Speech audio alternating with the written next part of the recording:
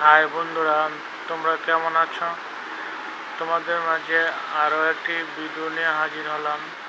আজকের ভিডিওটির টপিক হলো একটি সিরাপটির নাম হলো অ্যামব্রোক্স সিরাপ।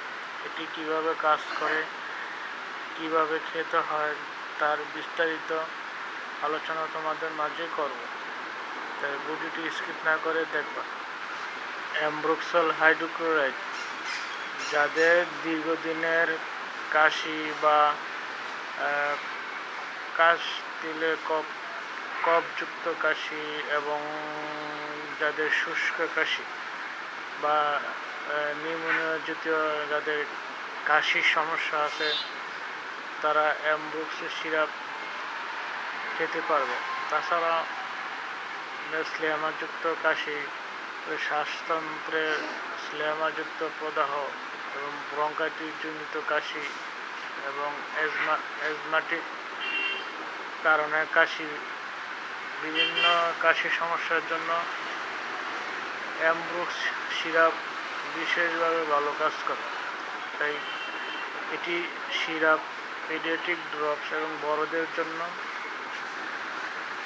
অ্যামব্রোক্স পেডিয়াট্রিক ড্রপ খাবার নিয়ম হলো 0 থেকে 6 মাস 0.5 মিলি করে 2 বার, 6 থেকে 12 মাস 1 মিলি করে 2 বার, 1 থেকে 2 বছর বয়সী শিশুদের ক্ষেত্রে 1.25 মিলি করে 2 বার, 2 থেকে 5 বছর বয়সী শিশুদের জন্য সিরাপ আধা চামচ করে 2 বার, 5 থেকে 10 বছর বয়সী শিশুদের জন্য অ্যামব্রোক্স সিরাপ 1 চামচ করে 2 বার এবং 10 বছর থেকে বেশি বয়সের মানুষের জন্য অ্যামব্রোক্স সিরাপ 2 চামচ করে 2 থেকে 3 বার প্রতিদিন খাবার পর খেতে হবে।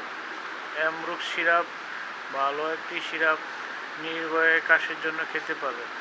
অ্যামব্রোক্স সিরাপ গর্ভাবস্থায় এবং স্তনদানকালে দেওয়া যাবে কিনা? গর্ভাবস্থায় বা স্তনদানকালে অ্যামব্রোক্স সিরাপ এর কোনো সুনির্দিষ্ট ক্লিনিক্যাল অবস্থা তথ্য প্রতিনির্দেশিত হয়নি, তাই গর্ভাবস্থায় স্তনদানকালে নির্ভয়ে দেওয়া যাবে। তবে বিশেষ ক্ষেত্রে যদি প্রয়োজন হয় তাহলে ডাক্তারের পরামর্শ নিতে হবে। এই ছিল আজকের ভিডিওটি যদি ভালো লাগে বন্ধুরা, ভিডিওটি লাইক করবা, শেয়ার করবা। ভালো থাকবেন।